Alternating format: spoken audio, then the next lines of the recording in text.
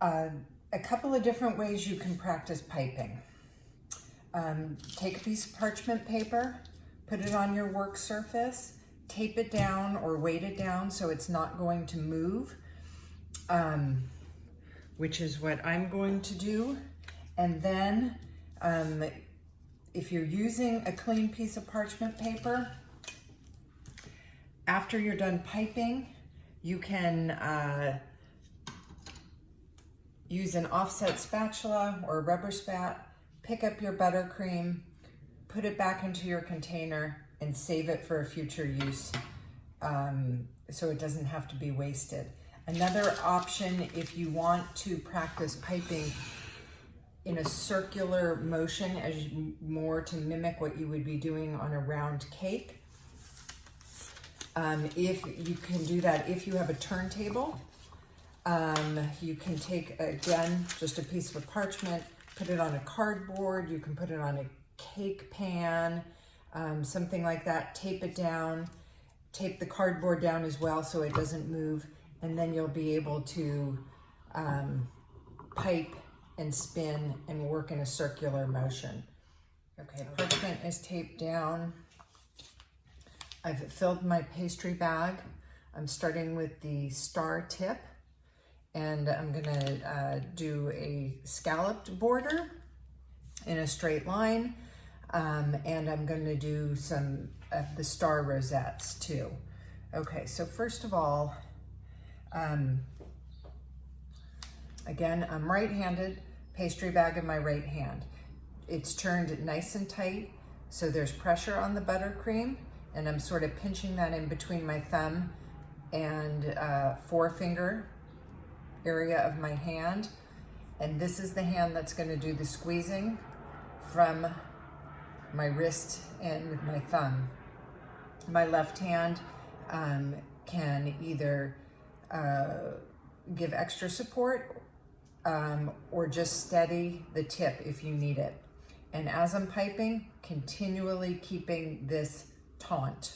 Okay, if this gets loose, you won't be able to create the pressure to have an even flow of buttercream.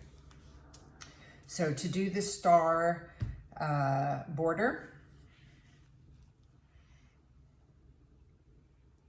apply pressure and pull back.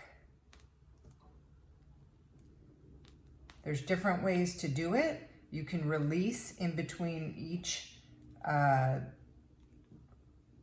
scalloped shell, or you can keep going continuously as such. Okay, depending on the amount of pressure, you can make a wider scallop and a shorter tail like this. Okay. This border can be used as the base border around a cake. Oftentimes buttercream finished cakes have a top edge border as well. You can do that. Another way to work with the star tip and do a scalloped border is to alternate from left to right instead of going in a straight line where you kind of curve like such. Okay, and it just gives an added decorative look. Then again with the star tip, the rosettes in a circle, apply the pressure, and then when you're ready to release, stop applying pressure and move your wrist a little faster. Okay? I'm using a small star tip. All of these different decorations can be done with the larger star as well. If you want to make, even with the smaller tip, a larger rosette, just apply more pressure, make it larger, and then spin around. Okay, and these just keep practicing in repetition. Okay, I scraped away with the offset spatula the piping with the star tip, saved it. Now the beauty of the coupler is that I can very easily unscrew the coupler and change my pastry tip without having to change pastry bags or unload and reload my pastry bag with buttercream again. Okay, so now I have a plain round tip, and I'm going to do the same thing. The border with the plain round tip is sometimes called a pearl border because it's made to look like a strand of pearls circling the base of the cake or the top edge of the cake. And just as you do the star rosettes, you can make the pearl balls with the plain tip. So it's the same motion. When you're doing the pearl border, you apply pressure to make the body of the ball, and then release the pressure and pull your bag away to carry on.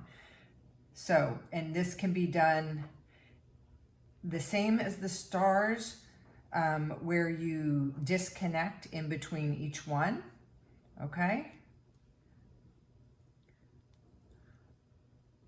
Like so.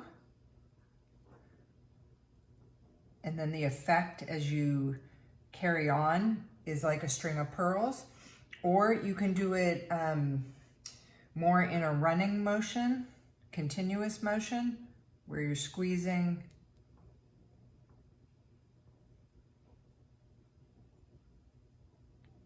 and just keeping it continuous, okay? So there's that. And then there's also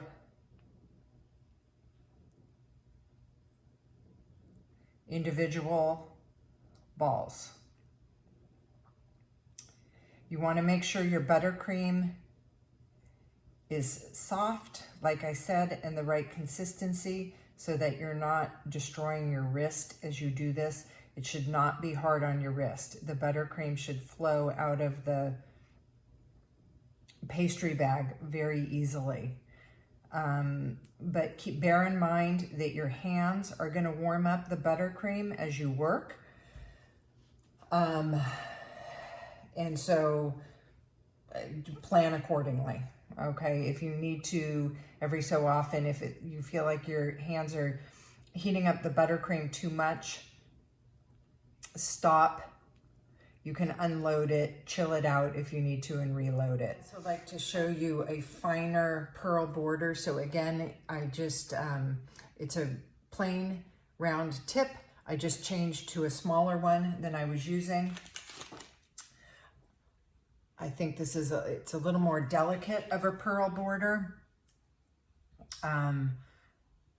A little more finesse. It looks nice on, depending on what style of cake you're doing. You might want something a little more fine.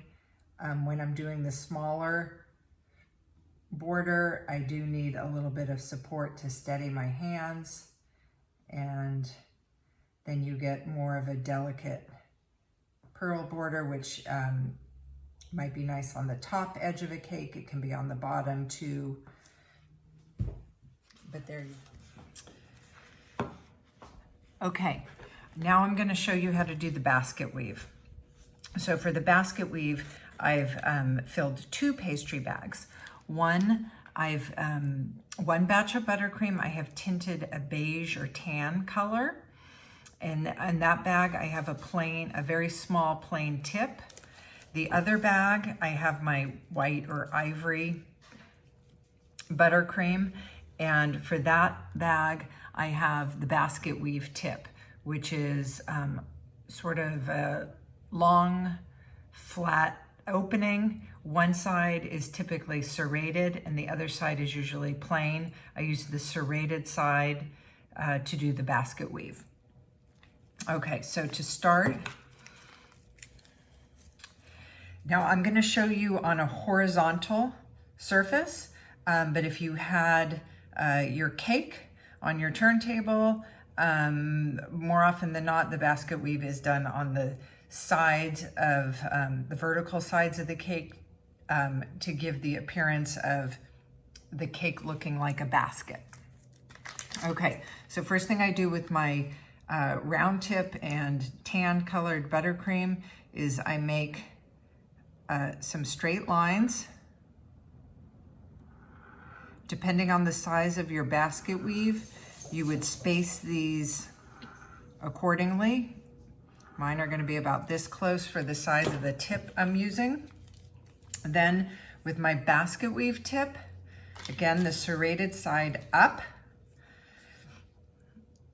I alternate going on top of my straight tan lines like such. And then just keep going in this manner. You would do this all the way around the cake. And the effect is that it gives the appearance of a woven basket. In between each weave, you can see the tan lines, and there you have it.